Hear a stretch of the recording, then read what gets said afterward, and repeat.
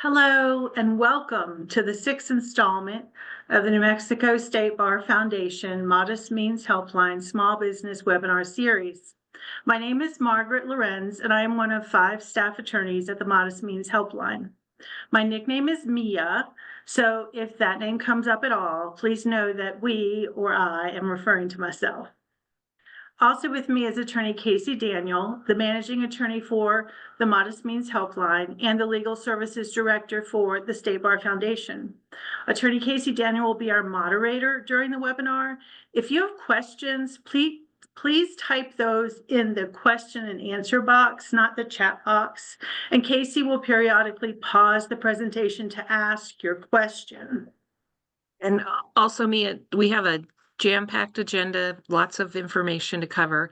And so we'll do our very best to get all the questions asked. But if we end up running late towards the end, we might not get to every single question. I apologize for that. You're free to always reach out to our helpline if you need further assistance past the time of this webinar. Thank you. And also, if you have further ideas, things you'd want to hear about in a future webinar, please put that information in the question and answer box as well. This webinar is entitled 2025 New Year's Resolution, Promoting the Legal Fitness and Health of Your Small Business, Best Practices to Protect Yourself from Undue Personal Liability. This presentation provides you with general legal information for purposes of providing examples only. Neither the Modest Means Helpline nor myself are entering into any attorney-client relationship with any attendees or viewers of this webinar. We won't be discussing specific situations in this webinar, so please refrain from asking fact-specific questions. You can call our helpline with your specific questions after the webinar, and if you're eligible, we can go into detail with you. Additionally, income tax requirements, tax duties, and tax responsibilities are beyond the scope of this webinar. When it comes to small business, there are always tax considerations, so be sure to get with your trusted tax lawyer or CPA. The Modest Means Helpline is a civil legal telephone helpline and attorney referral service of the New Mexico State Bar Foundation. The Modest Means Helpline assists New Mexico residents with incomes below 500% of the federal poverty guidelines. The helpline can assist in civil legal matters, including but not limited to domestic relations, landlord-tenant, small business, consumer, and probate issues. This webinar is mostly comprised of information for those small business owners who have already incorporated or organized their business. Before I go much further, let me talk for a moment about a term you're going to hear me use throughout this webinar. You will hear me say incorporate. And when I say those words, I mean file articles of incorporation for your corporation with the New Mexico Secretary of State, but I also may mean file articles of organization for your LLC with the New Mexico Secretary of State. If I say incorporate and you have an LLC, please know I mean register and file your articles of organization. If I say organize and you have a corporation, please know that I also mean register and file your articles of incorporation. I may say incorporate and fail to remember to say organize. So please know both filings are to be considered when I use the term incorporate. So as I was saying, the bulk of this webinar is for informing those of you who have incorporated or organized your business. However, the first part of this talk is geared to those who have not taken action to incorporate or organize. Let's say you operate as a sole proprietorship or partnership. To those of you who may not yet have taken the plunge into corporate or LLC status, I'm talking to you right now. And for those of you who have taken the plunge, sit back and get a refresher on why you did what you did from a legal point of view. To you, sole proprietorships and partnerships, you are operating a business. You are the worker, bookkeeper, IT specialist, social media monitor, customer greeter, facility manager, boss of employees, agenda setting and goal setting person, marketing and advertising brain, contractor, contract negotiator, and I could go on and on. And I know what you're thinking. Do you really want to add business filings to your list? Do you want to keep up with one more thing? Well, I'm here to tell you that you probably do. And I'm here to tell you that you are probably already doing much of the work that the LLC manager or corporate chairman is required to do, and that is really not that much more. And the more that is required, if you're not already doing it, will make the following happen. Number one, all that you work for and earn for yourself and your family should be protected. Number two, the plan for the business during a period of your incapacity or death can be more easily continued and survive according to your estate planning documents. Succession planning is easier when a corporate type structure is in place. Number three, when you incorporate or organize your business, the name must have LLC in it if you're an LLC, or Inc., or Corp., or Corporation if you're a corporation. This is a requirement of New Mexico law. I believe that your business is given more credibility when the suffix LLC or Inc. or Corp. is a part of its name. I've seen this time and again. You appear more put together, credible, and legitimate. A few times in my career, I have had people say that adding these things to the name makes the entities seem more cold or impersonal.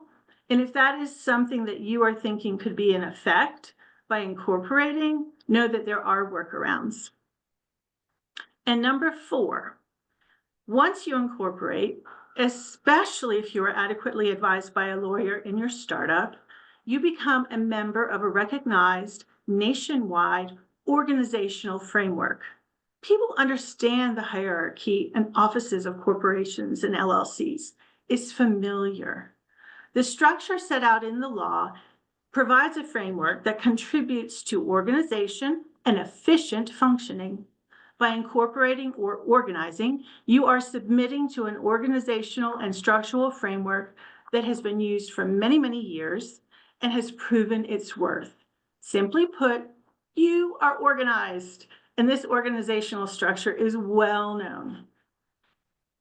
And number five, as mentioned briefly before, there are certain tax benefits that flow from this structure, but that information is beyond the scope of the legal helpline.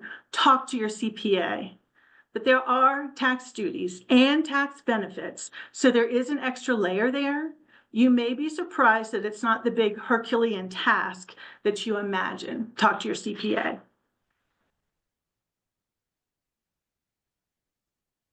And so, the first question out there to all of you who are operating a business and are not incorporated as a corporation or organized as an LLC, why not? Talk to your trusted attorney about your reservations in light of all that you hear today. I should mention too that if you are not yet incorporated or organized, there is an excellent Modest Means Helpline webinar previously presented and recorded that explains the business entity options in the state of New Mexico. The present slide tells you where to find it.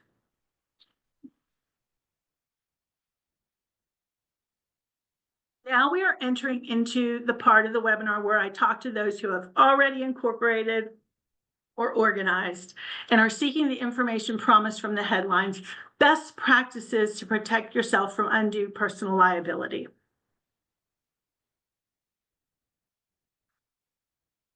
Sorry to say it, but not really sorry. But to understand best practices, I have to take you back to the point of your entity's creation and talk about some legal stuff. Those of you who just want the list of things to do so you can get on with your day, I'm really sorry, but I have to lay this background for you to really get this. So as with most things, we must start at the beginning. That is the creation of the new person, your corporation, your LLC. You see, New Mexico state law allows you to give birth to a new person, a new legal person, when you file articles with its Secretary of State. For LLC, those are articles of organization. For corporations, those are articles of incorporation. These documents are usually super brief. There's not much required in them. So long as you put the minimum required by the law, they will be filed, they will be registered, and a new legal person is created, separate from its owners. So the filing with the state of these articles is like the birth certificate for your new person. But you must complete the process. You must maintain the person. With the advent of online sources that are not directly connected to a state-specific or specific attorney office, I have seen many entities established at the state level by a filing, and nothing more is done thereafter. In other words, articles are filed with the state, and the knowledge of how to finish organizing or incorporating, and then even more importantly, how to maintain that entity is never advised. Failure to complete organization and failure to maintain the entity results in an unhealthy and unfit person. If your legal person is unfit, the legal protections of incorporation are jeopardized. Remember, when I say incorporation, I also mean organization if it's an LLC. From a legal perspective, the number one reason to incorporate is to shield your personal assets, your personal wealth, your personal resources, your personal house, your personal cars from liability. So long as your entity was created according to the law, and so long as it's maintained according to the law, its owner's personal assets, your personal assets, should be afforded protection.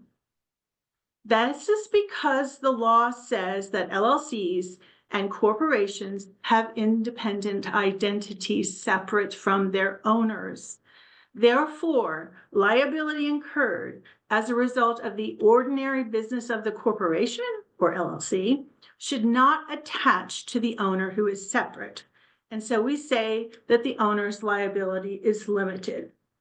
So as an example, and as I'm sure you understand, but just to emphasize it, if you operate a business or you fly airplanes and let people jump out like parachute, that's pretty hazardous. So you want all that business to be transacted through your entity. If someone gets hurt, they should only have recourse against the entity and the entity's assets, but not be able to go after your stuff. That's the idea.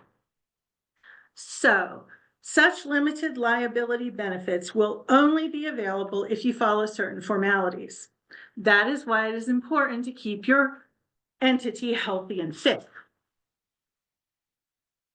Another description of this legal fiction that drives businesses to incorporate or organize is that when you incorporate or organize, you create a corporate veil between yourself and the business. I like to use the word corporate shield, but in the law you hear veil. Also, when I say corporate veil, I'm talking about LLCs too, not just corporations. LLCs have the same corporate veil that protects its owner's stuff. There is substantial case law and many articles written about piercing the corporate/LLC veil. Under certain circumstances, a court can disregard the separate identity of the corporation or LLC and hold the owners, shareholders, members, personally responsible for the company's liability. This process is called piercing the corporate veil. A company's veil can be pierced when that company is not healthy and fit. Piercing the corporate veil is an equitable remedy. This is super technical, but it's important. You don't see a section in the New Mexico state law that tells you exactly how to avoid having your corporate veil pierced. It is not there. You see, when a judge is faced with an egregious situation, the judge can generally pull out a solution from its equitable bag of tricks. And I don't mean that disrespectfully at all. There are times when the court has to get creative because the situation in front of them shocks their conscience and demands equity and demands fairness, and the letter of the law only goes so far. So anyway, piercing the corporate veil is known as and is an equitable remedy historically. When a situation demands equity and fairness, a court can pull on equitable remedies, one of which is piercing the corporate veil. So if you look at this from a historical perspective, this equitable remedy of piercing the corporate veil was used a bit in the early days. This was a bit unnerving to people. Here you are operating your business, following the law and the rules, and all of a sudden you get sued and your personal stuff is vulnerable because of this thing called piercing a corporate veil.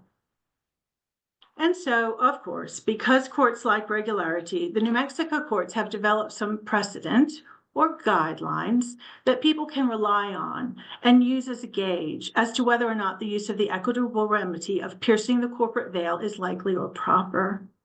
Much of this webinar is to help you understand when a court may pierce a corporate veil, and therefore how you can avoid having that happen.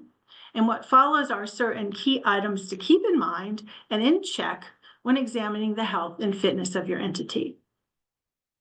So before I go into my little 7 things, I'm going to tell you a few things that a corporate veil never, ever protects an owner from. Number 1, taxes. If the corporation or the LLC messes up on its taxes, the tax authorities will go straight to the owners. There is no protection there. The corporate identity or LLC identity is totally disregarded in that instance. Crime. I can imagine, and I have seen in my lifetime, scenarios where a corporation or an LLC is used to conduct crime. In that case, I can imagine, and I have seen, very little protection to owners, unless they were truly, truly unaware and also had no duty to be aware. And then it goes without saying, but it can be a little confusing, I've seen, if you sign a personal guarantee in connection with a business loan or something, for your corporation's debt, or as an example, of course, you are subjecting yourself to personal liability. There's no corporate veil there.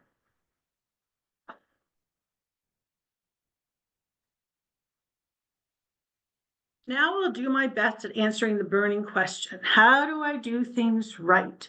How do I keep my corporation fit and healthy so that the corporation's liability is separate from its owners and the veil is not pierced? As I alluded to when we discussed creation, there's more to creating and maintaining your entity than just filing the articles with the New Mexico Secretary of State. You must complete the process. The creation documents are vital.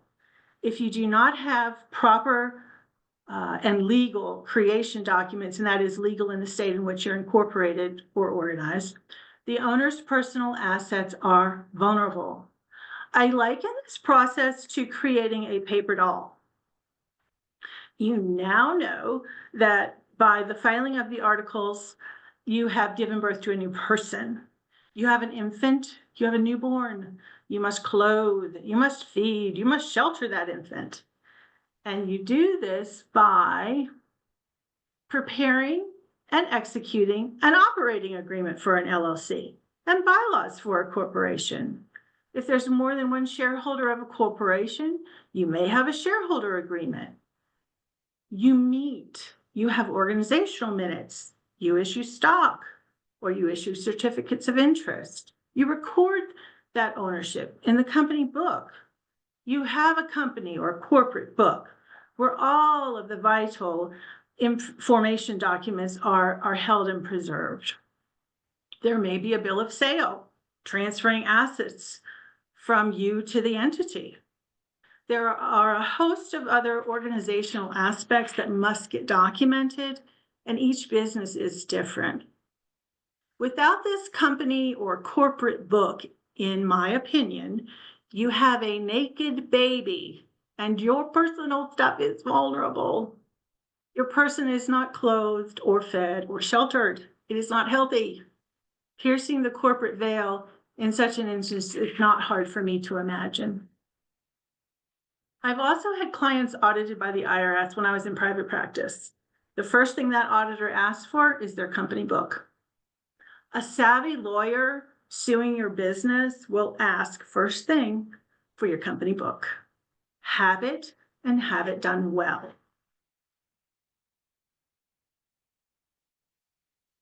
Number 2, use of the name.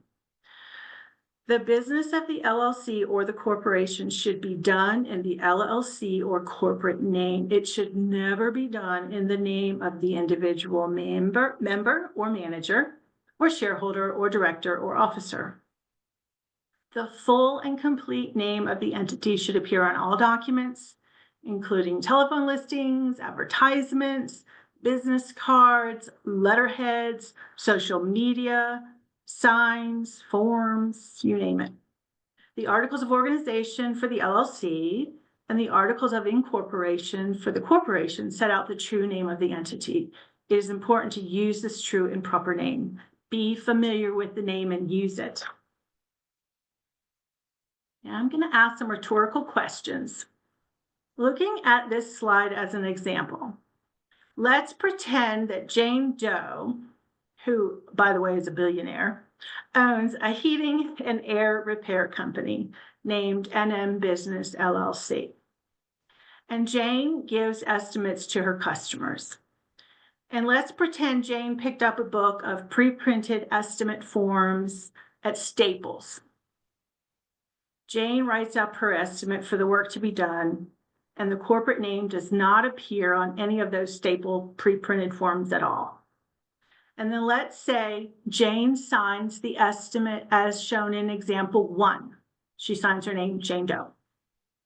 Do you think NM Business, LLC is signing to perform or promise repairs? Or is this Jane Doe's personal promise? Is she personally contracting? Same question, but look at example 2, when she signs NM Business, LLC by Jane Doe, member, manager, or just manager. Same question. She signs in like number 2. Is she signing for the business or for herself?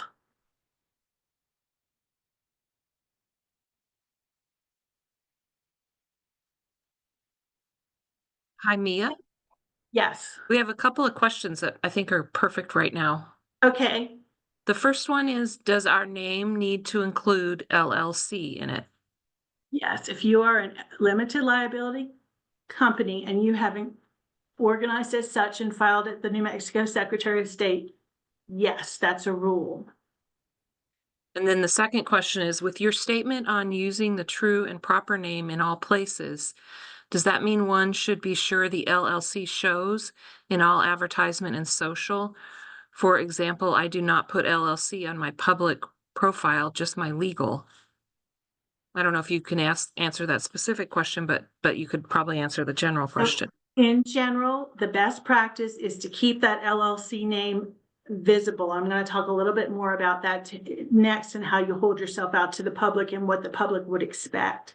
So yes, and I do see that a lot, that people don't use the full name. You really should. There are workarounds, which is beyond the scope of this. You could do DBAs, assume name certificates, etc. But technically you should be using the full proper name that is showing up on your articles. Okay. So now I'm going to go to this slide. It's kind of the same rhetorical questions. You've printed up estimates. The header clearly states the corporate name as NM Business, Inc. At the very bottom, Jane signs number 1, Jane Doe, owner. Then another example, if she signs NM Business, Inc. by Jane Doe, president, which is better? I don't have the perfect answer. I'm not a judge, but I regularly advise clients to sign as in example number 2. You see, if you simply sign your name, even stating owner, you are personally promising. You are not standing in the shoes of your corporate person, but instead you are standing in your own shoes. If when you sign, you fail to include the LLC name or Inc. name and your capacity, it will generally be presumed that you intend to be personally liable for the matter for which you have signed. Let's extend this idea out to how you hold yourself in the public. This is exactly what the attendee was asking. When you incorporate, the law requires that if you're creating an LLC, that the LLC be in your name. If you create a corporation, then Corp, Co, Inc., that must be in your name as well. There's a reason for this. The public must be aware that you are incorporated or an LLC. The public must be put on notice that they are not dealing with Jane Doe personally. You see, Jane Doe, remember, she's a multi-million billionaire person. People dealing with Jane Doe are happy to deal with Jane Doe because all of her personal millions stand behind her work. If, however, Jane Doe advertises and has a business card and social media presence and an estimate and an invoice that clearly states that the repairs are done by NM Business, LLC, then the world has no expectation of reaching Jane Doe's personal millions if things go awry with a business transaction. Simply put, how you hold yourself out and the fact that you clearly described your business entity as an LLC or corporation is another aspect to use of the name idea to avoid the piercing of the corporate veil. What the public expects, the judge may well enforce.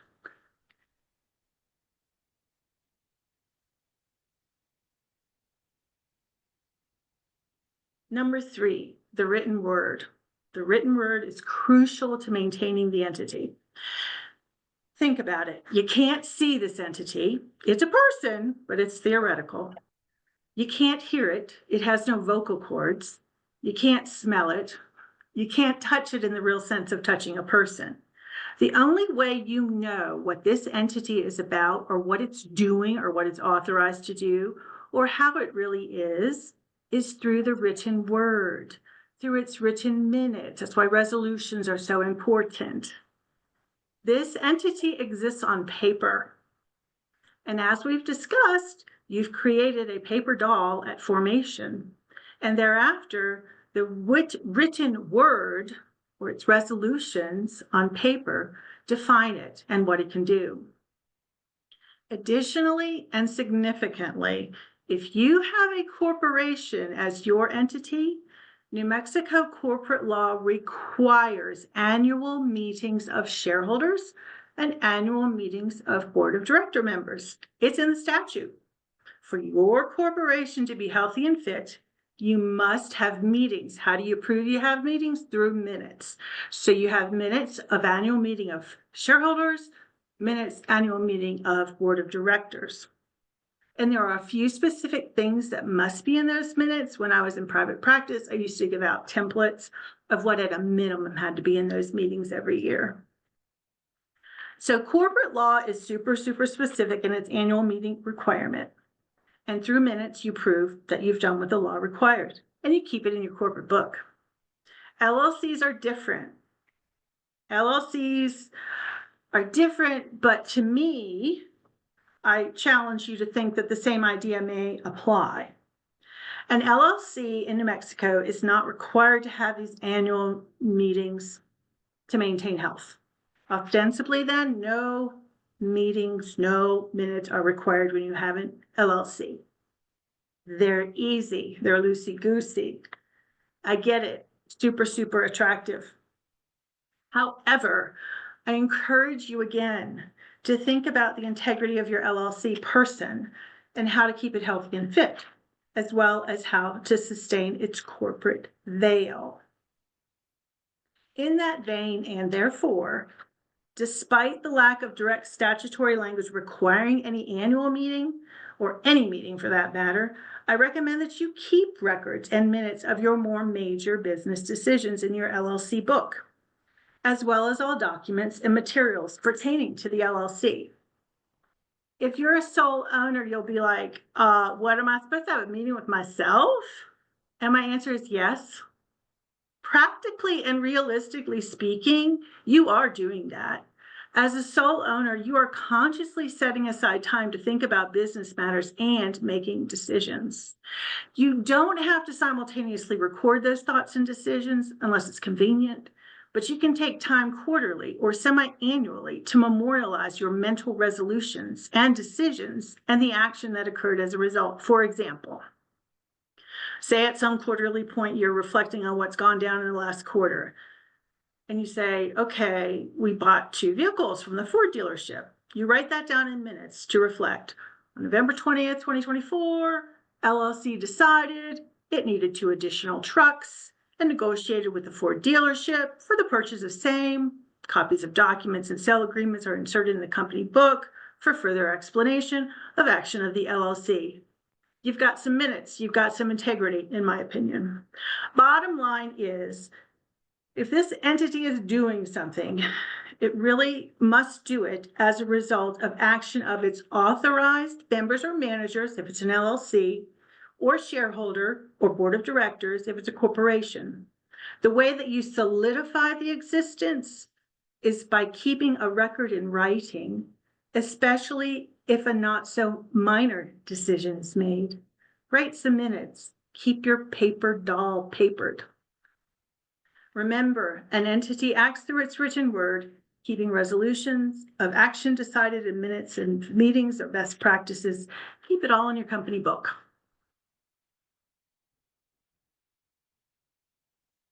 Commingling. No commingling. Commingling is the root of many evils. It is very important that the entity and your personal affairs be kept separate and distinct. It is very important never to mix the entity and personal funds, assets, and liabilities of the corporation with those of its owners.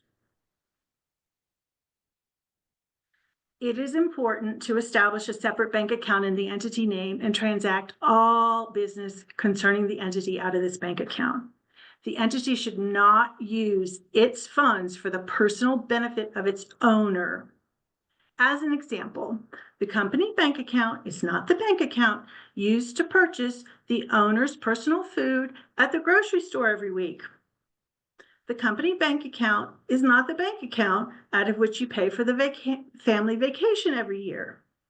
As a further example, the company bank account is not the bank account used to pay the owner's personal credit card every month. The entity bank account is used to make distributions directly to a member or owner or a shareholder or a director. Those distributions are direct to the owners, shareholders, members' bank account. Thereafter, they can use the personal bank account to pay for all their personal stuff. Likewise, the owner should never use their personal assets on behalf of an entity without first undertaking certain formalities. As an example, if you loan the entity money, you should consider having a promissory note prepared regarding it. There are easy templates online for that. Your CPA will ask you those questions too. Another thought, if your personally owned dump truck is solely and regularly used for the business, should you consider titling the dump truck in the business name? If your personal untitled equipment, like say a welder, if you're in a welding business and have an LLC, is constantly and solely used for the business, should you consider having a bill of sale done from you to the business for the untitled equipment? Avoid commingling. Keep property as separate as possible. Why? Because you are blurring the line between you and the other person, your entity. You must keep the line clear to keep your entity healthy and fit, and to avoid the piercing of the corporate veil. Remember the hat you are wearing. Although your small business may be solely owned by you, or may be comprised of only a few owners, you must have some basic knowledge of an entity structure when operating. This goes back to the premise that Jane Doe is not personally transacting business. NM Business Inc. is doing the business. And so when Jane Doe is acting for the corporation, she must remember that there are 3 layers of governance to this corporation. You see, the law does not distinguish your small business corporation or LLC from Microsoft. You and Microsoft are afforded the same corporate protections and benefits, and you're going to act like Microsoft. In that respect, let's think about Microsoft as an example.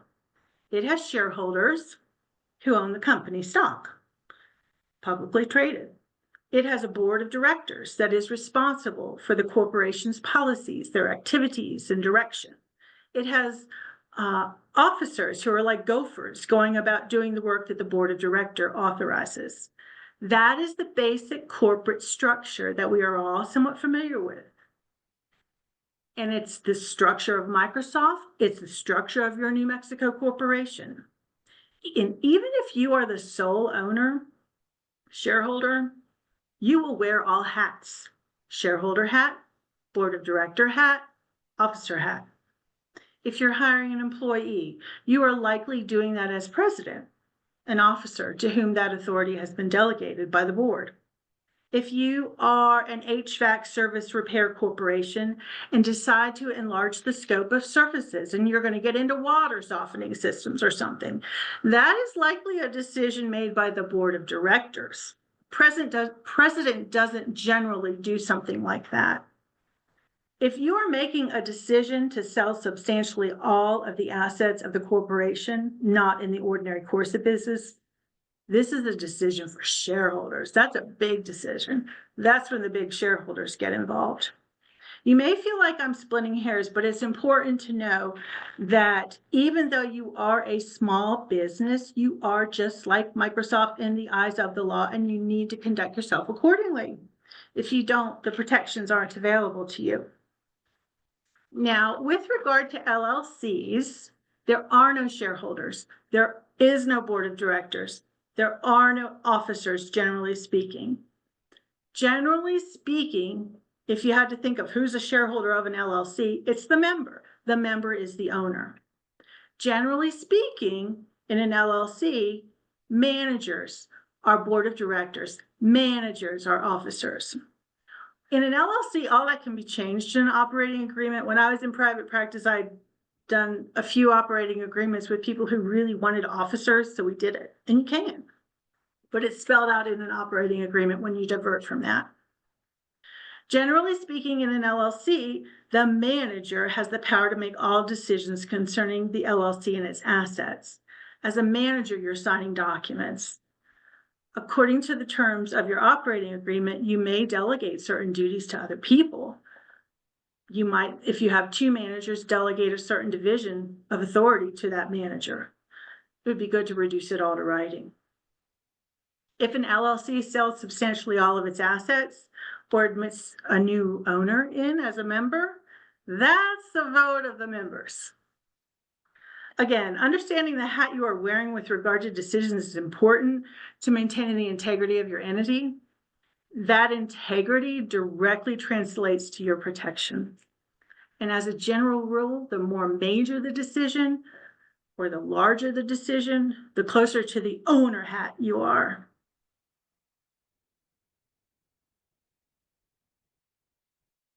Compliance. You know, there are certain things required to be done at the Secretary of State's office. Yearly, if you are a corporation, not the LLC, but a corporation, you must file an annual report with the New Mexico Secretary of State. There are costs associated with the report. Failure to file the annual report and pay the fee will result in administrative dissolution of your entity. So the Secretary of State will just kill your entity. You will be dead. So if you forget to file your annual report and are thereafter administratively dissolved, there is no protection. The end. If you are administratively dissolved, you need to take some corrective action at the New Mexico Secretary of State. And as I said, there's no similar annual reporting requirement for LLCs in New Mexico. But with regard to corporations, just as March 15th is a very important date in your cycle, because that's when your tax returns are due, the date of the annual report needs as much priority. The New Mexico Secretary of State is relatively user-friendly. It's all about helping you get this done. Overall, too, information that is on record with the Secretary of State, whether it's an LLC or a corporation, needs to be up to date and correct. If there's been a change of address, a change of name, a new registered agent, something like that, you need to make sure that's in good shape. Okay. Major decisions, major events in the life of an LLC or a corporation require attention and likely the attention of an attorney. What's major, you say? I would strongly urge you to consult with your trusted attorney or with company counsel. If you're undertaking any of these acts in your entity, if you're allowing a new owner, new member, new shareholder, if you're trying to amend articles, wanting to amend your operating agreement or shareholder agreement, a lot of times that happens when a new member is brought in, especially if you're trying to do business in another state or country, selling all the assets, merging or dissolving. There are legal minefields involved in all of the above. A trusted attorney's help is important to make sure all the laws are complied with and your entity is maintained as required. Okay. So I have filled your ears with 7 ways to keep your person fit and healthy so that your corporate veil is not pierced. These 7 tips could be likely embellished. There could be 7 more that I could think of. But these are the top ones that came to mind when I was creating this webinar. These are the ones I think are important. I see kind of get messed up from time to time. Now I want to get into the weeds because I don't want to freak you out and make you think, oh my gosh, if I didn't do one of these things, I'm going to be, no. I want to go into a little bit about New Mexico piercing corporate veil and what it really takes to have that happen. So the good news is that in New Mexico, there are guidelines established in case precedent used by the courts when the courts are trying to figure out, judges are trying to figure out whether the equitable remedy of piercing the corporate veil is proper or not. It takes the form of a 3-pronged test. And when I describe this 3-pronged test, it will sound rather complicated and technical, but don't worry. You've listened to me in my 7 situations, and I think you're going to get it. I'm going to say the criteria. I'm going to relate it back to something we've talked about or give an example. The leading New Mexico case on the subject of trying to show that your corporation or LLC is not separate, it's not fit, it's not healthy, and therefore has left you open and vulnerable, describes the following reasons as when a court can pierce a corporate veil.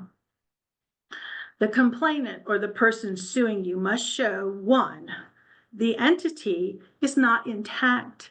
It is you. It is your alter ego. You completely dominate and control it. It has no separate sense of being other than you. Number 2. The complainant has to show that an improper purpose was conducted by the corporation or entity. Number 3, the complainant has to show proximate cause, that the damages involved in the situation have some connection to the use of the corporate or LLC form. So alter ego, improper purpose, proximate cause. I know that's a lot. Let me break it down. Alter ego. Someone is suing you over a business transaction and trying to collect from your personal assets, as opposed to being only limited to the assets in your entity. Number 1, alter ego. They must show that the corporation was not set up correctly, is not operating correctly, or is not other than you. It is you for all intents and purposes. So as an example, the person who filed the articles of incorporation, and that's all they did. They have no corporate book. They've got no bylaws.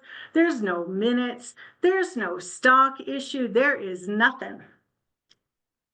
To me, that's not a separate person. To me, if that business is operating, it's you. Think of a person who uses the corporate bank account as their family's personal checking account every week to pay groceries and other things. That's commingling. That is evidence that this is not a truly separate person. Think of a person whose monies are constantly commingled with the corporations. You go online and weekly you're transferring back and forth between the corporation and your personal because it's so easy. There's no promissory note memorializing anything. It's just a quick transfer. To me, you're blurring the line. Is that a separate person? Think of the LLC that never uses its full legal name in any of its paperwork or advertisements. The person contracting with the LLC has no awareness that the business is incorporated or an LLC. The person contracting with you has your card with your logo on it, and that's it. Your contract with this person has no indication that you are, say, an LLC, and you sign using your personal name to agree to all the terms. I would argue that the LLC is not even involved in that transaction, but if it's possible to pull that LLC into the transaction, then clearly the individual dominates the LLC, and the LLC could very likely be seen as alter ego of the owner. So that's number one, and that's a lot of what we talked about. And that's what I want you to prevent and not do. Not let it be your alter ego. Number two, showing of improper purpose. When I review this prong in the cases, it just seems rather vague to me. Honestly, so the bottom line is this: someone suing you is going to allege that you have done something bad. The company's done something bad. This is just the facts. So this person's suing you and trying to pierce your corporate veil so they can have all of your house and all of your cars available to get relief, is going to claim that you did something improper and wrong in the transaction. It is, if a wrong is proven to a judge, this prong, improper purpose, and the corporation is a sham, prong one was shown, it doesn't seem too far-fetched to me to think that a judge will find this prong. Technically, the complainant, person suing, may prove fraud, misrepresentation, unfair business practices. They may allege some culpability or dishonesty on the part of the corporation. And here you are, the alter ego of the corporation. So they're going behind the corporation and blaming it all on you. It's just not hard for me to imagine. In New Mexico, some evidence of an improper purpose could include mismanagement, undercapitalization, fraud. If those things have happened and they result in someone getting hurt, then this prong of the test may be met. I've also read cases where if the sole reason an LLC or corporation were established was to put assets out of the reach of an owner's known creditors, then of course that's evidence of this prong. Number three, proximate cause. Okay.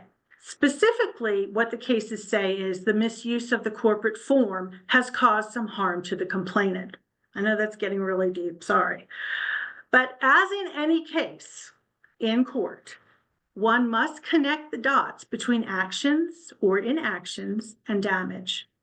In the case of piercing the corporate veil, a complainant has to show that the alter ego situation, corporation's a sham, and the improper purpose, the thing that the corporation did wrong, caused some injury or damage to the complainant. Now, this is not as direct as one might think. There was literally a case, the leading case on this prong, where a man owned like 10 different nursing homes, and one of the nursing home patients died, and a lawsuit for wrongful death was brought against the LLC and the owner. A judgment of over $4 million was awarded to the complainant plaintiff. The plaintiff argued that the corporate veil should be pierced. Without getting into too many details, the first two components of this little guideline, the alter ego and improper purpose, were met like slam dunk. I mean, this was, to me, I read it, this is a sham. So, with that in mind, with regard to causation, even though the owner of the LLC, wasn't physically in there causing the cause of the negligence that caused the death of the patient, the court allowed the piercing. The court said that the owner's abuse of the corporate form caused some injury to plaintiff. And the injury was that she couldn't collect the $4 million debt because the LLC was such a sham and undercapitalized. But again, what I wanted to point out is the three prongs. Mia, you have 10 minutes left. Okay, thank you. Good, I'm almost finished. So the three prongs. And it seems to me that if you allow prong number one to be proven, which is the bulk of what our 7 things were about, then you're sliding down a real slippery slope, right? Number one is really in your control. Don't let number one be proven. So now more good news. So the good news about piercing the corporate veil.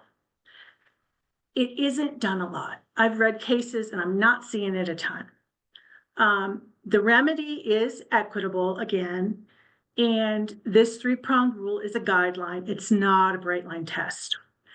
So courts, judges have to decide whether or not to use the piercing mechanism, mostly based on fairness. Usually, that means that the courts want to recognize the sanctity and separateness of a corporation. It's been relatively rare for a New Mexico court to pierce the veil based upon insufficient unfair conduct. But I tell you, do not give the court a reason to look at you and say, what a sham, or how disorganized can you be, or why isn't your full name used? Keep your person fit and healthy.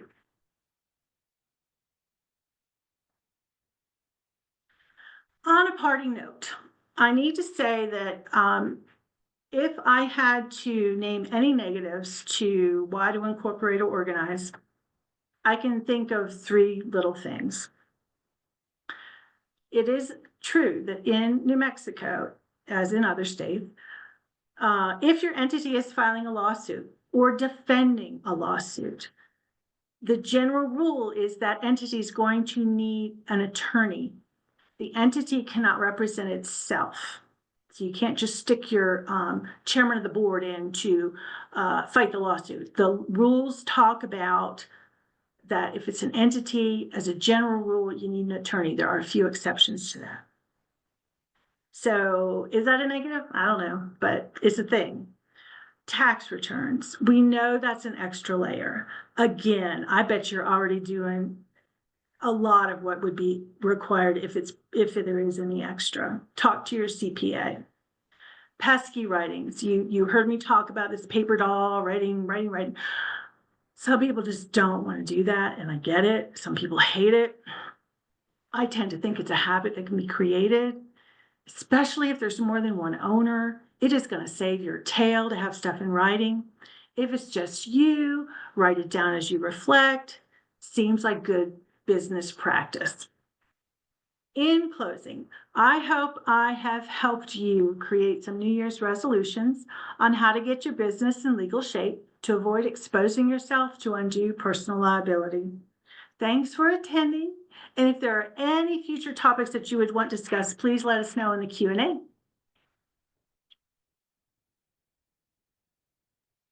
Okay, so we do have time for questions. I don't know if we have any folks that have burning questions. You can put them in the Q&A. If not, it was nice to have everybody here, and we appreciate that. We do have one question. Okay. But will this presentation be recorded or emailed, or are they archived somewhere? Yes. The presentations are on the website of the New Mexico State Bar Foundation, which is on the State Bar's website, which is at sbnm.org. That's State Bar of New Mexico, sbnm.org. And you'll go to the For the Public tab. And under Modest Means Helpline, we have all of our presentations that we've done since we began. They are there for your purpose. You can just click the link and they're all sitting there for you. Here's a question for you, Mia. Is it advisable to record all physical assets of the business? And if so, what is a recommended way to do that? Record all physical assets. Yes, usually Your CPA will ask you for that as well, because there's a schedule that they keep. So that's a good CPA question, but in my opinion, yes. Some of the disposable items, of course, you can't do that all the time, but the larger equipment, yes, I think so. Okay. And then somebody asked if there was CLE credit for this. Unfortunately, there's not. It was just geared at the general public, not at attorneys per se. So unfortunately, there is no CLE for that. But thank you for that question. And that's all the questions we have Okay. far. So thank you everybody for attending. And oh, a couple more. Hold on. Okay. Oh, lots of people. Thank you. Thank you. It was great. So I agree. Very nicely done. We'll have more of these webinars, 2 more during this before July. And so stay tuned, watch your emails or not emails, but watch for notifications on social media and from the Small Business Development Centers. They're gracious to send out notifications for us of new webinars we have coming up. So, oh, somebody does ask, do you have recommendations for liability insurance? Oh, that's a great question. You know, not specifically, but that's a good point, and I usually always say that, and I didn't. This could be considered, that being in a corporate form, LLC form, could be considered a layer of insurance, but don't forget to have your insurance. You still need insurance. I would always start with your trusted homeowner's insurance and see if they could recommend anybody. But no, I don't, we're not really able to give specific recommendations on that, but I would start with people in the insurance industry. And probably homeowners would be the first, and say, do you know of anyone that does that? Yeah. Good question. Okay, everybody, thank you so much. We're going to end it now, and we appreciate your participation. Thank you.